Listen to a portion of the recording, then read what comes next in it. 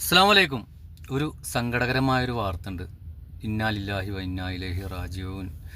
എൻ്റെ നാട്ടിൽ മലപ്പുറം ജില്ലയിൽ ചങ്ങരംകുളം നന്നമുക്ക് പഞ്ചായത്ത് ചേലക്കടവ് എന്ന് പറയുന്ന സ്ഥലത്ത് ഒരു പൊന്നു മോന് 14 വയസ്സുള്ള കായലിൽ വീണ് ഇന്ന് മരണപ്പെട്ടിട്ടുണ്ട്. പടച്ചോനെ സ്വർഗം കൊടുക്ക റബ്ബേ. അവരുടെ വീട്ടുകാർക്ക് ക്ഷമയും സമാധാനവും നൽകുക റബ്ബേ. ഒരു മാതാപിതാക്കൾക്കും ഒരിക്കലും മക്കളുടെ വിയോഗം ഉൾക്കൊള്ളാൻ പറ്റില്ല. എന്താ ചെയ്യുക? മക്കളോട് നമ്മൾ നിരന്തരം പറഞ്ഞ് മനസ്സിലാക്കി കൊടുക്കുക. ചെറിയ പൈതമക്കളല്ലേ, അവരോട് നമുക്ക് പറയാനല്ലേ പറ്റുള്ളൂ, പിടിച്ച് കെട്ടിയിടാൻ പറ്റില്ലല്ലോ.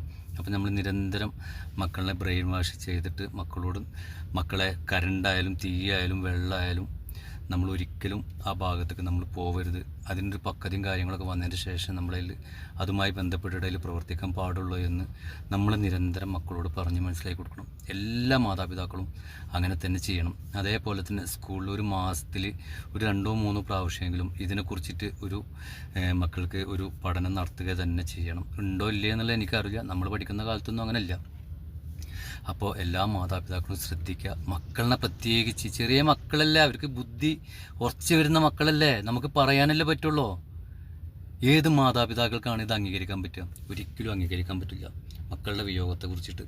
എന്തായാലും ആ വീട്ടുകാർക്ക് ക്ഷമയും സമാധാനവും നൽകട്ടെ. പടച്ചോനെ പൊന്നുമോൻ്റെ ഖബറുടെ വിശാലമാക്കി കൊടുക്കട്ടെ ഇൻഷാ അല്ലാഹ്. അസ്സലാമു അലൈക്കും. എല്ലാവരും ദുആ ചെയ്യുക. അസ്സലാമു അലൈക്കും.